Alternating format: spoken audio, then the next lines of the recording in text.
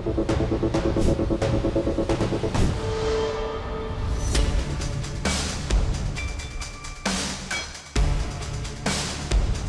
Chapter include क्यों हुआ, क्या इसके पीछे वजह रही, क्या न्यायपालिका और कार्यपालिका जो हम सालों से देखते आए हैं कि उनका एक इंटरनल शीतयुद्ध चलता रहता है उस वजह से था, या वाकई में कहीं गलती और खामी हुई है जिस पर कि न्यायाधीश जो सीजेआई हैं उन्होंने स्वतः संज्ञान लिया और बहुत ज़्यादा नाराज भी हुए कि ये अचानक या एक्सीडेंटल नहीं हुआ है, ये इंटेंशनल था। सुप्रीम कोर्ट ने इसको कैसे मान लिया कि ये जो है लिखा हुआ वो केवल जजों के ही विरुद्ध है, वो तो ऐसा उसमें लिखा नहीं है। और न्यायपालिका का भ्रष्टाचार का मतलब केवल जजों का और सुप्रीम कोर्ट का भ्रष्टाचार नहीं है, वो नीचे के न्यायालय से लेके और ऊपर सुप्रीम कोर्ट तक मामला है। शायद देर से ही सही न्यायपालिका की आंखें खुलने लगी हैं, वो थोड़ी थिन स्किन्ड हो गई है, थिक स्किन्ड के बजाय थिन स्किन्ड हो रही है, चीज़ों को सही और गलत गुण दोष के पैमाने पर परखने लगी है। और ये बहुत अच्छा संकेत है कि अगर न्यायपालिका इतनी सेंसिटिव आगे भी रहेगी। न्यायालय कभी भी अपनी तरफ उठने वाली उंगली को सहन नहीं करता। जज आप नियुक्त करेंगे, प्रमोशन आप देंगे, तबादले आप करेंगे, आप किसी का हस्तक्षेप सहन नहीं कर सकते। आपके यहाँ 60 लाख मामले हाई कोर्ट में लंबित हैं, 4.5 करोड़ मामले जिला कोर्ट में लंबित हैं, लेकिन वो क्यों नहीं निपटारा हो रहा है ये प्रश्न आपसे कोई नहीं पूछ सकता, क्योंकि यदि पूछेगा तो आप कोर्ट की अवमानना की श्रेणी पे ले जाएंगे। जिस सरकार में ये पता हो कि उसका फला नेता कौन सी टी शर्ट पहन करके किस उद्योगपति के यहाँ खाने पर गया है, जिस सरकार में ये पता हो कि उसके किस नेता का बेटा किसके साथ बैठ के बात कर रहा है, तो जिस सरकार वो सरकार में एनसीईआरटी में न्यायपालिका पर एक चैप्टर आ रहा है, उसके बारे में कोई अफसर कर ले। मैं कहता हूं ये गलत है। जुडिशरी में भ्रष्टाचार है कि नहीं है ये अलग मुद्दा है। क्या जुडिशरी में अगर भ्रष्टाचार है भी तो उसको 8वीं के बच्चों को पढ़ाया जाना चाहिए और केवल जुडिशरी का भ्रष्टाचार पढ़ाया जाना? बिल्कुल नहीं। न्यायपालिका में भ्रष्टाचार के सवाल पर इस हफ्ते खूब सारा हंगामा हुआ। समझ गए होंगे आप विषय, हम बात कर रहे हैं एनसीईआरटी के उस चैप्टर की, उस अध्याय की, जिसको कि सुप्रीम कोर्ट ने न्यायपालिका की व्यवस्था को, छवि को धूमिल करने वाला बताया और एनसीईआरटी बैकफुट पर गई, उसे वो चैप्टर और वो हिस्सा पूरा हटाना पड़ा।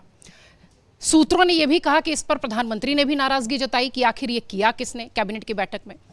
इसी का विश्लेषण करते हैं कि दरअसल ये चैप्टर इंक्लूड क्यों हुआ, क्या इसके पीछे वजह रही, क्या न्यायपालिका और कार्यपालिका जो हम सालों से देखते आए हैं कि उनका एक इंटरनल शीतयुद्ध चलता रहता है उस वजह से था, या वाकई में कहीं गलती और खामी हुई है जिस पर कि न्यायाधीश जो सीजेआई हैं उन्होंने स्वतः संज्ञान लिया और बहुत ज़्यादा नाराज भी हुए। मेहमानों से परिचय कराता हूं आपका। अनुराग वर्मा जी हमारे साथ हैं, वरिष्ठ पत्रकार। पूर्णिमा त्रिपाठी जी हमारे साथ हैं, वरिष्ठ पत्रकार। अवधेश कुमार जी वरिष्ठ पत्रकार। राकेश शुक्ल जी हमारे साथ हैं। अमर उजाला डिजिटल के संपादक जयदीप कर्णी जी भी हमारे साथ हैं और अमर उजाला के सलाहकार संपादक विनोद अग्निहोत्री जी भी हमारे साथ हैं, वरिष्ठ पत्रकार। अनुराग सर, क्या जरूरत थी इस चैप्टर को इंक्लूड करने की, ऐसा न्यायपालिका पूछ रही है और सूत्र ये भी कह रहे हैं कि प्रधानमंत्री ने भी इस पर नाराजगी जताई, तो कौन बना दिया ये इस तरीके की बातें? और अगर बच्चों को इस विषय से अवगत कराना है तो दिक्कत क्या है? देखिए प्रतीक्षा, जैसे आपने खुद ही कह दिया, इस पूरे विषय में 2 पहलू हैं। नंबर 1 पहलू ये, देखिए सबसे पहले मैं जो मेरे अपना मानना है वो मैं ये है कि ये अचानक या एक्सीडेंटल नहीं हुआ है, ये इंटेंशनल था। वही शीतयुद्ध जिसका शीतयुद्ध, और वो नेचुरल है। देखिए जिस तरह से चीजें चल रही हैं उसमें ये शीतयुद्ध भी कोई बेमानी नहीं है, नया भी नहीं है, वो होना भी चाहिए था।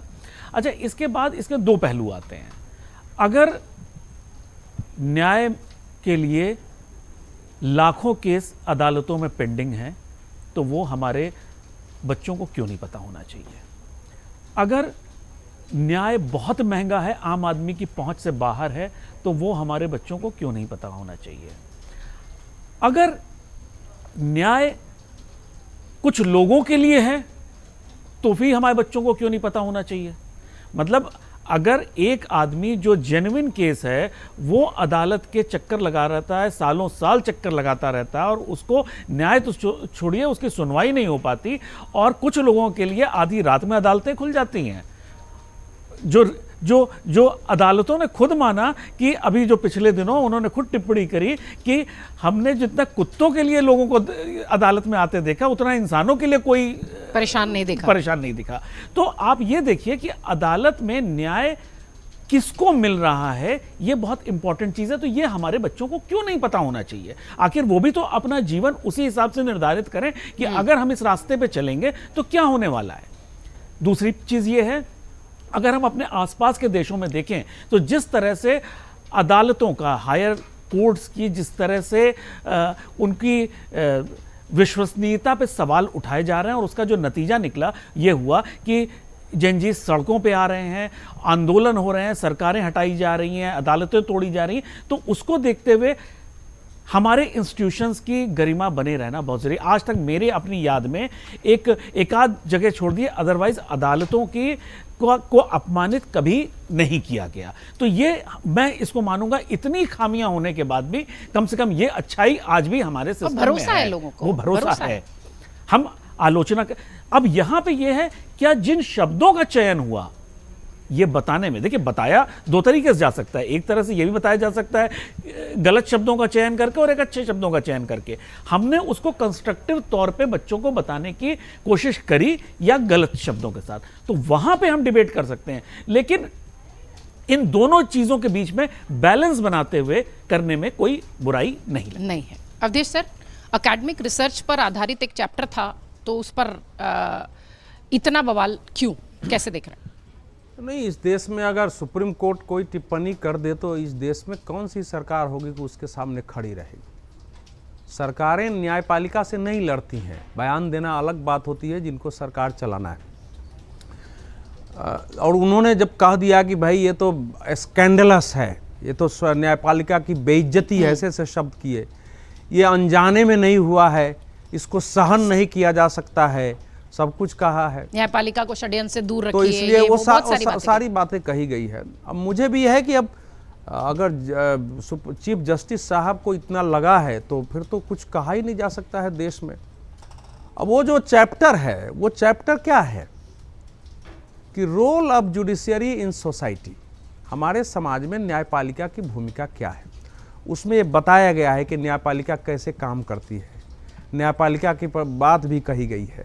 उसी में आया है कि भाई तब आगे आया है कि आम आदमी को न्याय मिलने में कठिनाई हो रही है। क्यों कठिनाई हो रही है? तो उसमें एक पार्ट है, एक पैराग्राफ न्यायिक भ्रष्टाचार कि उसमें न्यायिक भ्रष्टाचार का पार्ट है। ऐसा नहीं कि पूरा चैप्टर उसी में है। तो अब इस केस को सुप्रीम कोर्ट को पता नहीं था। कपिल सिब्बल साहब, अभिषेक मनु सिंघवी साहब और मुकुल रोहतगी साहब, 3 लोग इस मामले को ले गए हैं वहां।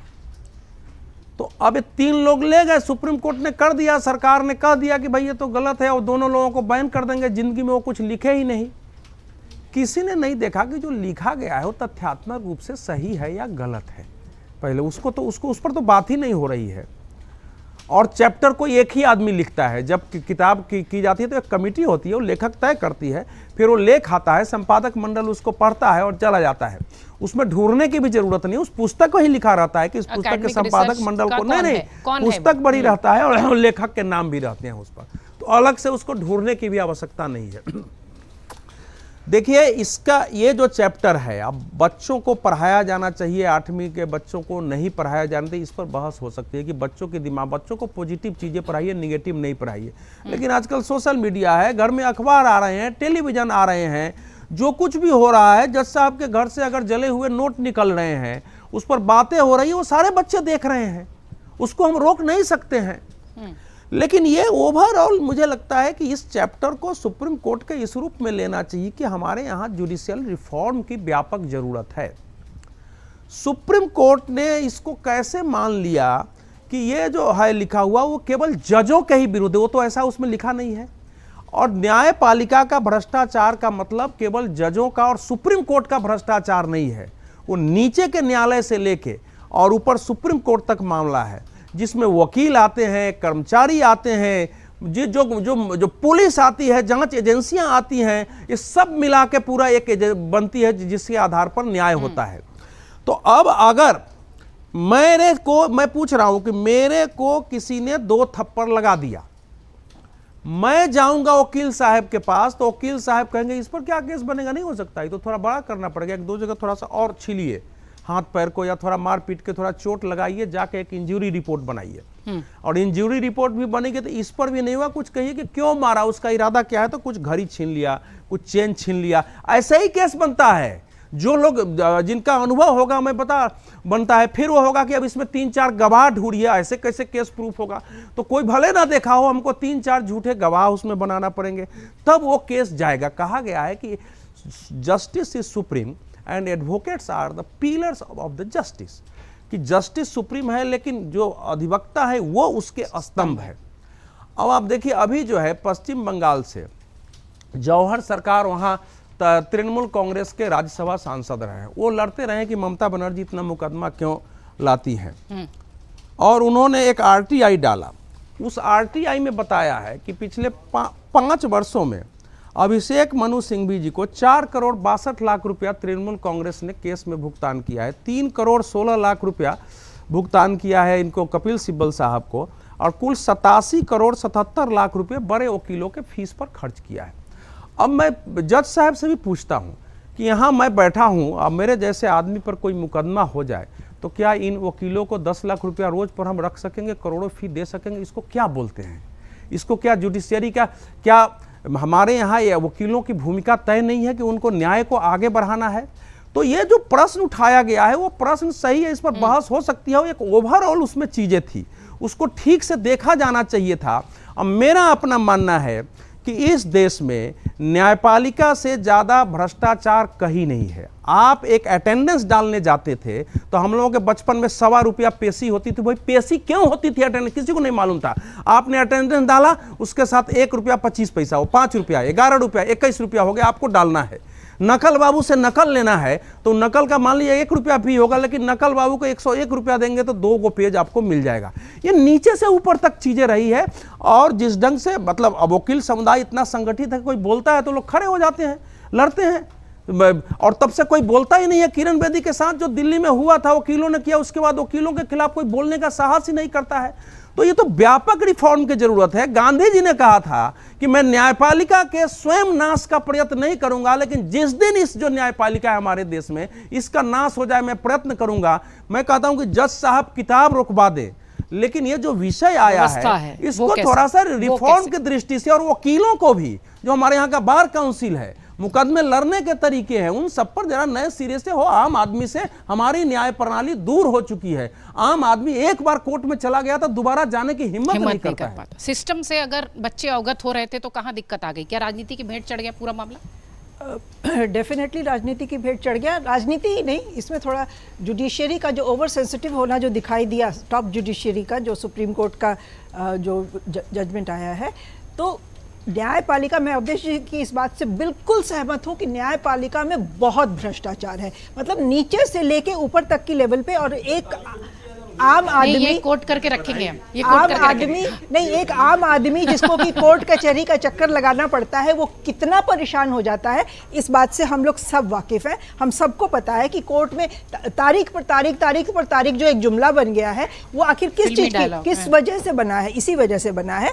तो उसके ऊपर अब डिबेट इस पे हो सकती है कि 8वीं क्लास के बच्चों को पढ़ाना चाहिए कि नहीं पढ़ाना चाहिए, कि वो सिर्फ 12वीं के बच्चों को पढ़ाना चाहिए जब थोड़ा वो मैच्योर हो जाएं। 8वीं क्लास का बच्चा शायद बहुत ज़्यादा एक बहुत कच्ची उम्र का बच्चा होता है, बौद्धिक रूप से उतना परिपक्व नहीं होता है कि वो चीज़ों को प्रो एंड कॉन में देख के समझ सके। तो शायद 8वीं क्लास के बच्चों को नहीं पढ़ा के 12वीं के बच्चों को पढ़ा सकते थे, उस पर डिबेट हो सकती है। लेकिन भ्रष्टाचार है न्यायपालिका में, इसमें कहीं पर कोई दो राय नहीं है। लेकिन मैं इस पे कमेंट करना चाहूँगी कि जिस तरह से सुओ मोटो एक्शन लिया गया है इस मामले में, स्वतः संज्ञान लिया गया है। अभी अवधेश जी ने कहा कि कपिल सिब्बल लेके गए, कपिल सिब्बल नहीं लेके गए थे। ये मीडिया में जो अखबार में खबर छपी उसको देख के हमारे चीफ जस्टिस साहब ने स्वतः संज्ञान लिया और उसके ऊपर ये आदेश पारित किया। और उसमें कपिल सिब्बल ने इनफैक्ट कोर्ट में उनको कहा भी कि मैं आपका धन्यवाद करना चाहता हूँ, क्योंकि मैं इस विषय को लाने वाला था, आपने इसका सुओ मोटो इसका कॉग्निजेंस लिया है, उसके लिए मैं आपको थैंक यू बोलना चाहता हूँ। तो मुझे खुशी इस बात की है कि शायद देर से ही सही न्यायपालिका की आंखें खुलने लगी हैं। वो थोड़ी थिन स्किन्ड हो गई है, थिक स्किन्ड के बजाय थिन स्किन्ड हो रही है। चीज़ों को सही और गलत गुण दोष के पैमाने पर परखने लगी है। और ये बहुत अच्छा संकेत है कि अगर न्यायपालिका इतनी सेंसिटिव आगे भी रहेगी, क्योंकि सेम बेंच था, chief justice Joy Mallya Bagchi और वो दूसरे पंचोली साहब जो जज हैं, उनके सेम बेंच ने जो हिमंता बिस्व शर्मा के खिलाफ वहाँ पे केस पहुँचा था उसको खारिज कर दिया था। वो खारिज कर दिया कि हम राजनीति का अखाड़ा अपने आप को नहीं बनने दे सकते हैं, इसमें हाई कोर्ट में क्यों नहीं पहले गए, हाई कोर्ट में लेके जाइए। जबकि उसमें बहुत सारे 12-13 PIL थे, बहुत सारे आसाम के बहुत गणमान्य व्यक्तियों ने उसमें अपना पिटीशन में नाम डाला था। तो इतने बड़े बड़े मामले पर सुप्रीम कोर्ट इतना ज़्यादा अपनी नज़रें फेर लेती है, और एक छोटा सा मामला जो कि उसके खुद की डिग्निटी पे सवाल आया तो उसके बारे में इतनी सेंसिटिव है। मैं तो चाहूंगी कि न्यायपालिका, खास करके सुप्रीम कोर्ट, हर मामले में इतनी ही सेंसिटिव हो। इतनी संजीदगी दिखाए। क्योंकि बहुत सारे मामले हमने पिछले सालों में देखे हैं जहाँ की सुप्रीम कोर्ट ब्लेटेंटली जो गलत हो रहा है उसको कह तो रही है कि गलत है, लेकिन उस पर एक्शन लेने से, उस पर ऑर्डर पास करने से वो बचती रही है, थोड़ा बचा के अपने आप को चलती रही है। तो वो एटीट्यूड अगर बदल रहा है तो बहुत स्वागत योग्य है। कार्यपालिका और न्यायपालिका का टकराव हम सालों से देखते आए हैं, मतलब कहीं वो रिकॉर्ड पे दर्ज नहीं है लेकिन वो दिखाई पड़ता है।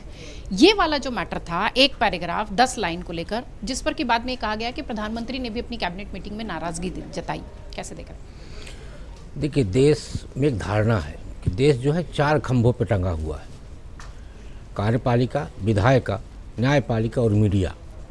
कार्यपालिका और विधायिका ये दोनों विवादित हो चुके हैं, मतलब तमाम तरह की उंगलियां क्या, पूरा हाथ उठ चुका है इन पे।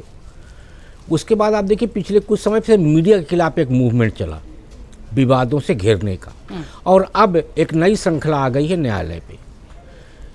इसके 2 पक्ष देखिए आप, न्यायालय का सकारात्मक पक्ष और नकारात्मक पक्ष। सकारात्मक पक्ष ये है कि देश के जनमानस को जब कहीं से न्याय नहीं मिलता तो उसको एक उम्मीद रहती है कि हमको न्यायालय से न्याय मिलेगा,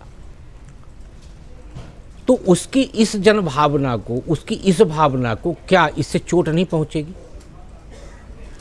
दूसरा पक्ष देखिए, दूसरा पक्ष ये है कि न्यायालय कभी भी अपनी तरफ उठने वाली उंगली को सहन नहीं करता।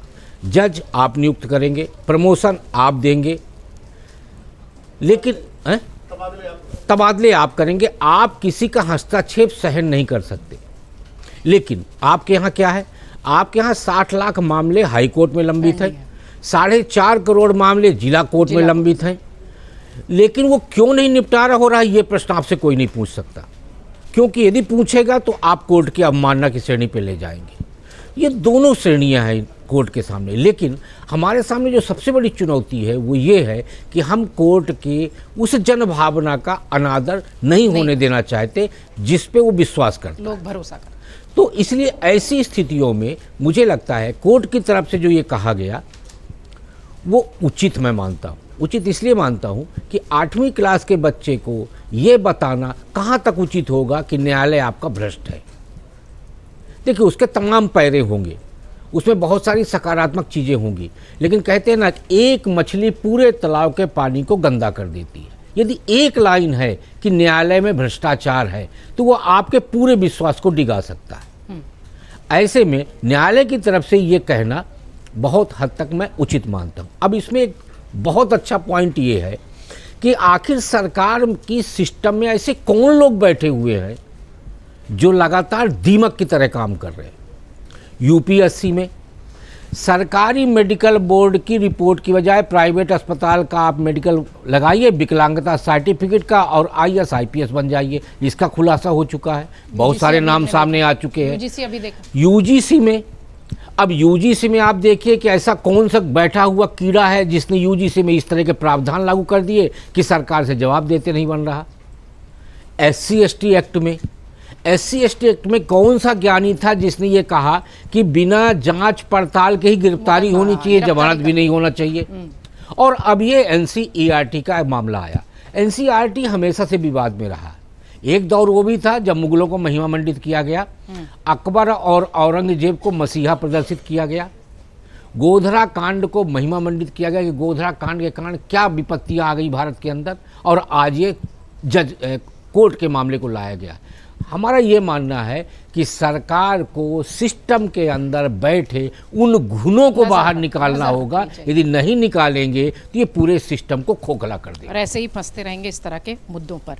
शैक्षणिक सामग्री पर विनोद सर, साजिश कह देना, षड्यंत्र कह देना, ठीक है 8वीं के बच्चों को नहीं पढ़ाएंगे, बट उस सामग्री से क्या, अगर इस तरीके की बातें होंगी तब शायद सिस्टम थोड़ा हम चेंज कर पाएंगे। देखिए, पहली बात तो एनसीईआरटी के मुद्दे पर आते हैं। एनसीईआरटी किताबों को लिखने की प्रक्रिया क्या है, इसको समझना चाहिए। कोई एक व्यक्ति बैठ करके नहीं तय करता है कि किताब में क्या जाएगा क्या नहीं जाएगा, पाठ्यक्रम क्या होगा क्या नहीं होगा। बाकायदा ऐसी कमेटियां हैं, उन कमेटियों में एक्सपर्ट हैं, वो एक्सपर्ट सरकार तय बनाती है, नियुक्त करती है, और उसके तहत एक्सपर्ट की रिपोर्ट आती है, एक्सपर्ट कंटेंट डिसाइड करते हैं, उसके बाद उसका अप्रूवल होता है और अप्रूवल मंत्रालय के तक होता है, और तब जाके वो किताब। तो ये मानना कि ये किसी अधिकारी ने गलती कर दी, ऐसा तो नहीं, ये सरकार को बचाना है। इसलिए मैं कतई, जिस सरकार में ये पता हो कि उसका फला नेता कौन सी टी शर्ट पहन करके किस उद्योगपति के यहाँ खाने पर गया है, जिस सरकार में ये पता हो कि उसके किस नेता का बेटा किसके साथ बैठ के बात कर रहा है, तो जिस सरकार, वो सरकार में एनसीईआरटी में न्यायपालिका पर एक चैप्टर आ रहा है, उसके बारे में कोई अफसर कर नहीं लेगा, पता होगा, बिल्कुल ठीक। तो ये मैं इससे सहमत नहीं हूँ। ये जिम्मेदारी सीधे सीधे मंत्री की है। पहली बात, अगर मंत्री जी को नहीं पता था तो उनकी अक्षमता है, और पता है तो जिम्मेदारी स्वीकार करें। दोनों स्तर पर मंत्री के स्तर की जिम्मेदारी है, नंबर एक। दूसरी बात यह है कि आप देखिए, न्यायपालिका और कार्यपालिका का टकराव पिछले कई वर्षों से चल रहा है, और यूपीए सरकार के समय जब एनजेएससी नियुक्ति, जजों की नियुक्ति को लेकर के कानून बनाने की बात हुई थी, और उस वक्त से शुरू हुआ कि भाई सुप्रीम कोर्ट, जो अभी शुक्ला जी कह रहे थे कि आप ही जज तय करेंगे, आप ही प्रमोट करेंगे, आप ही तबादला करेंगे, उस अधिकार को सरकार अपने हाथ में लेना चाहती थी, लेकिन विरोध हुआ। और मुझे आज भी राम जेठमलानी का उत्तर याद है, जिसमें उन्होंने कहा था कि अधिकतम मामलों में 70% मामलों में सरकार ही पार्टी होती है, सरकार के खिलाफ ही मुकदमे होते हैं, भाई यूनियंस के हैं, तमाम सारे सामाजिक संस्थाओं के हैं, सरकार पर ही होते हैं मुकदमे, और सरकार पार्टी होती है, तो सरकार ही अगर जज तय करेगी तो फिर न्याय कहाँ मिलेगा, और उस आधार पर वो बात सिरे नहीं चली। फिर इस सरकार ने भी एनजेएससी का वो विधेयक लेकर के आए और उस पर बड़ा विवाद हुआ, तो वो तो शुरू से है। अब याद कीजिए, जब इलेक्टोरल बॉन्ड का फैसला आया था तो क्या क्या सोशल मीडिया पे सुप्रीम कोर्ट के बारे में कहा गया था, क्या क्या टिप्पणियाँ आई थी, और उस वक्त आप याद कीजिए, जगदीप धनखड़ साहब राज्यसभा के सभापति थे, कैसे आगे बढ़ के फ्रंट टू बैटिंग कर रहे थे, सीधे न्यायपालिका को चुनौती दे रहे थे। किरण रिजिजू जो तब तत्कालीन कानून मंत्री थे, वो न्यायपालिका को उसकी सीमा बता रहे थे, हदें बताई, सब बयान पब्लिक डोमेन में है। तो न्यायपालिका और सरकार के बीच में ये टकराव है। नया नहीं है, और हाँ। जब मजबूत सरकार होती है देश में, किसी भी देश में, तो उसको संस्थाएं अच्छी लगती नहीं है, मजबूत संस्थाएं।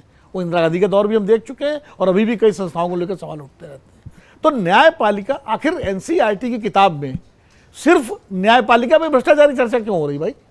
या तो भ्रष्टाचार पर समग्रता में एक पूरा चैप्टर होता कि समाज में भ्रष्टाचार एक गुण है, राजनीतिक भ्रष्टाचार, प्रशासनिक भ्रष्टाचार, तमाम सारी जो संस्थाओं में भ्रष्टाचार, पुलिस में भ्रष्टाचार, रक्षा क्षेत्र में भ्रष्टाचार, तब तो उसमें न्यायपालिका भी ले आते हैं आपकी, भाई न्यायिक क्षेत्र भी है। आपने पिक एंड चूज करके न्यायपालिका में भ्रष्टाचार पर एक पूरा चैप्टर आप न्यायिक ले आए, तो इसके पीछे क्या ऐसा सामान्य बात है। तो इसलिए अगर सुप्रीम कोर्ट ने संज्ञान लिया है तो उसमें गलत नहीं लिया कि आप अकेले एक संस्था जिसमें हम सब मानते हैं। आज अरविंद केजरीवाल अदालत से छूट गए तो जय जयकार कर रहे हैं, नहीं कर रहे हैं? कल जब मालेगांव वाले छूटे तो जय जयकार हो रही थी, नहीं हो रही थी अदालत की, न्यायपालिका की? तो एक तरफ तो हम न्यायपालिका को इतना बड़ा मानते हैं कि भाई जो भी दूध का दूध पानी का पानी होगा अदालत से होगा, और उस अदालत की छवि अगर बच्चों के कच्चे मन में 8वीं क्लास में शुरू से डाल दें, वो बच्चे जब पढ़ के निकले तो हमने स्कूल में पढ़ चुके हैं कि ये तो भ्रष्ट हैं ये लोग, तो उसकी साख कहाँ जाएगी? ठीक है। तो कहीं ना कहीं लोकतंत्र के लिए अच्छी बात नहीं थी। इसलिए सीजीआई ने जब इसका संज्ञान लिया एक अखबार इंडियन एक्सप्रेस की रिपोर्ट पर, तो बिल्कुल सही किया, लेना चाहिए। हाँ, अगर एक व्यापक भ्रष्टाचार के पर होती, उसमें न्यायपालिका भी होती, तब अगर वो सेलेक्टिव लेते संज्ञान तो उचित नहीं था। दूसरी बात नहीं कहूँगा, लेकिन न्यायपालिका को भी इंट्रोस्पेक्शन करना चाहिए। जो अभी हमारे मित्रों ने बात कही कि कितने मुकदमे लंबित हैं, अवधेश जी ने जैसे कहा कि निचले स्तर पर तारीख लेने में क्या क्या, और सच्चाई है बिल्कुल, किस तरह लोग परेशान होते हैं। 20-20 साल तक मुकदमे चलते हैं, पिता मुकदमा दर्ज कर दायर होता है और पोते तक फैसला आता है। इन सब पर ध्यान देना चाहिए, लेकिन इसके लिए सिर्फ न्यायपालिका नहीं, सरकार भी जिम्मेदार है। न्यायिक सुधार कौन करेगा जजेस की जो कमी है, पोस्टें खाली पड़ी हुई, कौन भरेगा? अदालतों की संख्या कौन बढ़ाएगा? उनके लिए संसाधन कौन उपलब्ध करेगा? ये सरकारों की जिम्मेदारी है, तो वो होना चाहिए। इसी बहाने अगर न्यायिक सुधार पर देश में एक स्वस्थ बहस हो तो कम से कम इस घटना का एक अच्छा प्रभाव होगा कि, और मुझे लगता है कि सुप्रीम कोर्ट को इस बहस को आगे बढ़ाना चाहिए और ये संज्ञान लेकर के सुधार की तो इसलिए। और एक बात और कह के, सुप्रीम कोर्ट के कई फैसले ऐसे होते हैं जिनका कई बार औचित्य समझ में नहीं आता, जैसे समय निकल जाता और फैसले नहीं होते। महाराष्ट्र में विधायकों का फैसला एनसीपी और शिवसेना के चुनाव चिन्ह और झंडे और डंडे और मान्यता का फैसला जो सुप्रीम कोर्ट में आज भी लंबित है, लोकसभा चुनाव भी हो गए, विधानसभा चुनाव भी हो गए, तो और उसका क्या मतलब है? तो ये तो कम से कम सुप्रीम कोर्ट भी देखना पड़ेगा कि न्याय समय पर हो और सुलभ हो। ये सुधार जो है बहुत जरूरी है लोकतंत्र को मजबूत करने के लिए। बाकी जो संज्ञान लिया है कि सिलेक्टिवली आप अगर न्यायपालिका को टारगेट करेंगे, वो उचित नहीं है। एनसीईआरटी का एक पैराग्राफ शायद एक बार फिर खुलकर न्यायपालिका कार्यपालिका के टकराव को, उनकी टशन को सामने ले आया है। पर बच्चों को ठीक है 8वीं में नहीं पढ़ा रहे हैं, 12वीं में बताएंगे, लेकिन भ्रष्टाचार तो है ही, सब जगह व्यवस्था वैसी। तो अगर ये चैप्टर थोड़ा था तो क्या दिक्कत हो गई? हालांकि सभी ने मिलीजुली प्रतिक्रिया दी है, कोई सहमत है, कोई असहमत है। ये मामला बहुत गंभीर है और संवेदनशील है और इसीलिए इसको अलग अलग करके देखना पड़ेगा। और जब तक हम मुद्दों को अलग करके उनके संदर्भ के परिप्रेक्ष्य में देखना नहीं सीखेंगे, हम एक बेहतर समाज का निर्माण नहीं कर सकते। क्या देश में भ्रष्टाचार है? बिल्कुल है, बहुत है। क्या समाज में भ्रष्टाचार है? बिल्कुल है। क्या दुनिया में भ्रष्टाचार है? बिल्कुल है। हर व्यवस्था की अंतिम इकाई मनुष्य है और जब तक मनुष्य भ्रष्ट है वो किसी भी व्यवस्था का हिस्सा बनेगा, भ्रष्टाचार बना रहेगा। क्या न्यायालय में पैराशूट से भेजे गए, अंतरिक्ष से भेजे गए कोई ऐसे व्यक्ति बैठे हैं जो मनुष्य नहीं है? क्या पत्रकार ऐसे लोग होते हैं जो अचानक धरती पर टपक जाते हैं? नहीं। क्या सेना में सैनिक ऐसा व्यक्ति है जो मनुष्य नहीं है? नहीं। भ्रष्टाचार है। दिक्कत कहाँ होती है?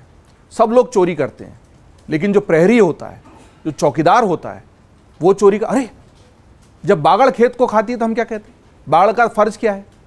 बागड़ का धर्म क्या है? बचाना। गाय घुस रही है तो बचाएंगे, चोर घुस रहे हैं तो बचाएंगे। जब बागड़ खेत को खाने लगेगी तो न खेत बचेगा, न बागड़ बचेगी, न समाज बचेगा, न देश बचेगा, न राष्ट्र बचेगा। न्यायपालिका तो समाज की सबसे पहली और अंतिम प्रहरी है। न्यायपालिका की जरूरत क्यों पड़ रही है? क्योंकि लोग कानून का पालन नहीं करते, भ्रष्टाचार करते हैं, उल्लंघन करते हैं। तो जब भ्रष्टाचार करने के आरोप में न्याय की गुहार लगाने के लिए हमको न्याय के मंदिर में जाना पड़ता है और उस न्याय के मंदिर में भी भ्रष्टाचार है, तो दिक्कत वाली बात है। जिस सेना को देश की रक्षा करनी है, देश का प्रहरी बनना है, मैं सेना को इसलिए ला रहा हूं कि सेना, जुडिशरी, जर्नलिज्म, ये ऐसे हमारे स्तंभ हैं जिनको लेकर हम कोशिश करते हैं कि ये सैक्रोसेंट हैं, ये बिल्कुल पवित्र हैं, ये होलियर देन दाऊ हैं। तो इन पर अगर कोई आरोप लगेगा तो हम मान के चलते कि समाज का क्षरण अब उस स्तर तक पहुंच चुका है जहां से अब इसकी रक्षा संभव नहीं। तो भ्रष्टाचार है, भ्रष्टाचार होता है, लेकिन उसकी रक्षा करने के लिए जिसको बिठाया जाता है, अगर वो भ्रष्ट है तो फिर वो बहुत विस्मय में डालने वाला है। और वो आप 8वीं के बच्चे को सिखा रहे हैं तो फिर और गलत है। क्योंकि भ्रष्टाचार तो इसलिए कि मनुष्य, और मनुष्य व्यवस्था की अंतिम इकाई, और मनुष्य कहीं है तो फिर अगर मनुष्य भ्रष्ट है तो व्यवस्था में भ्रष्टाचार रहेगा। लेकिन कई जगहों पर हम उसको बिल्कुल भी स्वीकार नहीं कर सकते। और ये जो चैप्टर था ना, इसीलिए मैं उस पर जाता हूँ। वो हालांकि हटाने के आदेश हो गए हैं, मेरे पास वो दोनों पन्ने खुले हुए हैं। यहाँ पर एक तरफ के पन्ने पर लिखा है justice delayed is justice denied, इस पर भी ऑब्जेक्शन था। और उस पर टेबल बना हुआ और उसमें लिखा है कि सर्वोच्च न्यायालय जो है उसमें 81,000 मुकदमे लंबित हैं, मार्च 2025 तक का आंकड़ा है। हाई कोर्ट में 62,40,000 मुकदमे लंबित हैं।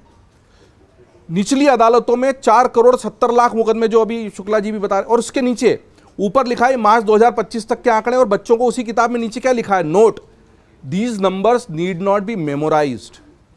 क्योंकि आज है कल बदल भी सकते हैं, मतलब बताने के लिए दिया है, याद मत करिए, परीक्षा में नहीं पूछेंगे पर बताएंगे जरूर। अब उसी के सामने वाले पन्ने पर लिखा है करप्शन इन द जुडिशरी। उसमें एक पैरा है, करीबन 15-20 लाइनें होंगी। उसमें यह भी लिखा है कि इनका इंटरनल मॉनिटरिंग सिस्टम होता है CPG RAMS, और उसमें आप ग्रीवेंस किसी जज के खिलाफ या न्याय प्रणाली के किसी व्यक्ति कर सकते हैं। उसमें 2017 से 2021 में 16 से ज़्यादा ऐसी शिकायतें आई हैं और उन पर काम भी हुआ है। कहने का मतलब ये कि जो चैप्टर है इसमें एक तरफ justice delayed and justice denied भी लिखा है और उसकी तरफ दूसरी तरफ ही करप्शन इन जुडिशरी की बात भी की गई है। अब ये जो करप्शन इन जुडिशरी की बात की गई है, क्या ये 8वीं के बच्चे को सिखाया जाना जरूरी था? नहीं। दूसरी बात जो विनोद जी ने विस्तार से कह दी है कि अगर भ्रष्टाचार सभी जगह पर है तो आप आइसोलेट करके केवल जुडिशरी की बात क्यों कर रहे हैं? तीसरी बड़ी बात है कि कैसी व्यवस्था और कैसी सरकार है जिसमें यूजीसी के नियम लागू हो जाते हैं और ऊपर किसी को पता ही नहीं है। ये कैसी व्यवस्था और कैसी सरकार है कि एनसीईआरटी की किताब में इस तरह का चैप्टर छप जाता है? मैं कहता हूं ये गलत है। जुडिशरी में भ्रष्टाचार है कि नहीं है, यह अलग मुद्दा है। क्या जुडिशरी में अगर भ्रष्टाचार है भी तो उसको 8वीं के बच्चों को पढ़ाया जाना चाहिए और केवल जुडिशरी का भ्रष्टाचार पढ़ाया जाना? बिल्कुल नहीं, ये गलत है। और ऐसा हुआ है और उसको लेकर जज कहते हैं कि साजिशन हुआ है तो हुआ है और उनको संवेदनशील होना भी चाहिए। भाई ये वैसा ही है ना कि हमारे यहाँ कहीं किसी भी स्तर का भ्रष्टाचारों पर आक्रमण होगा तो हम अपनी बॉर्डर की रक्षा करेंगे। तो न्यायपालिका की जो इमेज है, न्यायपालिका की जो छवि है, उस पर प्रहार हुआ है तो उसका तिलमिलाना स्वाभाविक था। और ये शब्द, इतने कड़े शब्दों का इस्तेमाल हुआ है कि हम पर गोली चल गई और हम लहूलुहान हैं और इसकी सजा मिलेगी। The bullet has been fired. तो अगर उस बुलेट से वो छलनी हुए तो हुए हैं, क्योंकि इसमें एक और बात है कि अगर भ्रष्टाचार है तो आप उसको जनरलाइज नहीं कर सकते। इस देश में नेताओं की छवि खराब हो चुकी है, आईपीएस और आईएएस की छवि खराब हो चुकी है।